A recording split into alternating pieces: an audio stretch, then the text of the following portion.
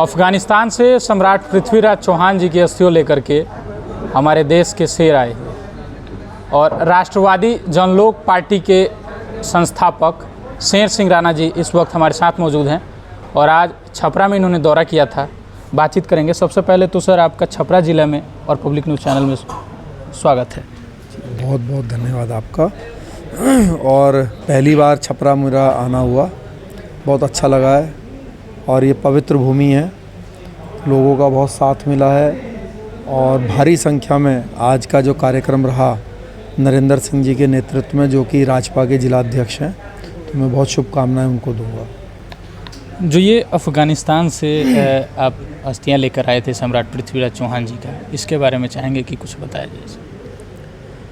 देखिए, सन 2004 में तब मैं तिहाड़ जेल में बंद था, तो मुझे जेल में रहने के दौरान पता चला कि जो हमारे आखिरी भारतीय सम्राट हैं पृथ्वीराज चौहान जी, उनकी जो समाधि है वो अफ़गानिस्तान में है और पिछले 800 सालों से जूते चप्पल मार के उनकी समाधि पर उनका अपमान किया जाता है। तो ये अपमान उनका नहीं, ये तो भारतवर्ष के चाहे किसी भी जाति किसी भी धर्म का व्यक्ति हो, सभी का अपमान था। तो जब ये जानकारी मुझे मिली तो बड़ा दुख हुआ और एक मन में निश्चय किया कि अफ़गानिस्तान जाना है और अपने महान पूर्वज की जो मिट्टी है उसको वापस लेके आना है। तो मेरे साथ कुछ तालिबानी आतंकवादी भी थे, तो जब उनसे और कुछ लोगों से ऐसी आपसी चर्चा करी, अफ़गानिस्तान की बात की, तो वो लोग हंसने लगे, मजाक बनाने लगे और कहने लगे कि आप तो आलू खाने वाले लोग हो और भारत में किसी में इतना दम नहीं है कि अफ़गानिस्तान जा सके और वहाँ से उनकी मिट्टी ला सके। तो तब उनका चैलेंज हमने स्वीकार किया और सन 2004 17 फरवरी को तिहाड़ जेल से मैं एस्केप हुआ और वहाँ से फ़रार होकर तिहाड़ जेल से, जो कि आज तक कि हमारे देश की सबसे बड़ी फरारी मानी जाती है, और फ़रार होकर मैं बांग्लादेश, दुबई होते हुए अफ़गानिस्तान पहुंचा और फिर मैंने खोजबीन करी कि कहाँ पे हमारे आखिरी सम्राट की समाधि है। तो करीब 1.5 महीने के प्रयास के बाद मैं वहाँ पे काबुल, गजनी, कंधार, हेरात अनेक जगहों पर गया और 1.5 महीने के प्रयास के बाद मुझे पता चला कि गजनी के पास एक स्थान है देयक, वहाँ पे उनकी समाधि मौजूद है।